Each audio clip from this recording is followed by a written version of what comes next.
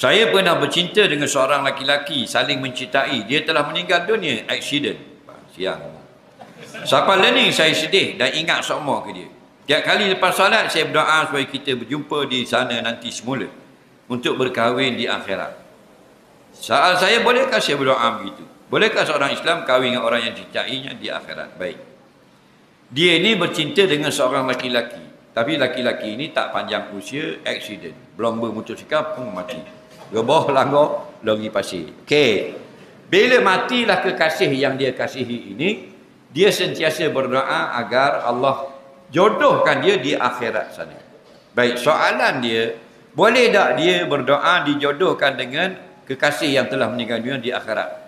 Dengar baik-baik, semua doa dibenarkan.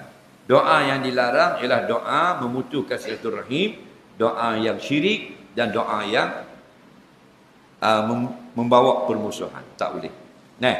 Jadi benda-benda yang harus kita berdoa.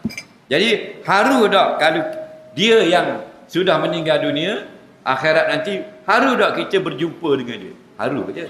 Harus tak kita boleh berkahwin dengan dia? Harus.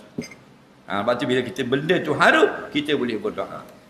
Sama macam dalam dunia, seorang perempuan kita jumpa, kita tahu duduk di batu apa ni, tidak ada pasangan, tidak ada suami lah maksudnya. Bukan dalam edah orang, bukan isteri orang. Nak lagi? Harus tak kalau kita kahwin dengan dia? Harus ke haram? Harus. Bila harus berkahwin, harus berdoa. Tapi kalau haram berkahwin, haram berdoa. Ya Allah, jadikanlah bini drama cerai berat atau drama mampu kerah lanyek lagi, nikah dengan aku pula. Tak boleh pasal bini orang. Bila bini orang, harus tak kita kahwin dengan bini orang? Haram. Bila haram, haram berdoa. Faham lagi?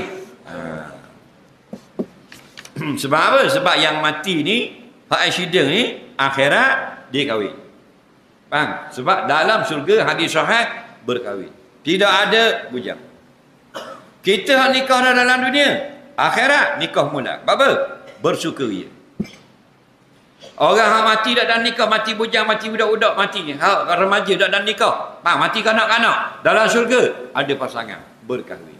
Hak dak nikah lagi nikah, hak nikah dah pun ulang nikah. Kerana nikah itu seronok. Apa? Syurga tempat seronok. Bukan tempat ngaji, tak ada balasa tempat ngaji pondok nak menapa matang jurumiah, tak ada dalam syurga lagi. Faham lagi? Itu dunia. Faham lagi? Dia kata saya kalau masuk syurga saya nak minta se, tak mau nikah, nak duduk seorang. Tak boleh. Kenapa tak boleh? Sebab duduk seorang itu naqsun. An-naqsu la wujuda fil jannah.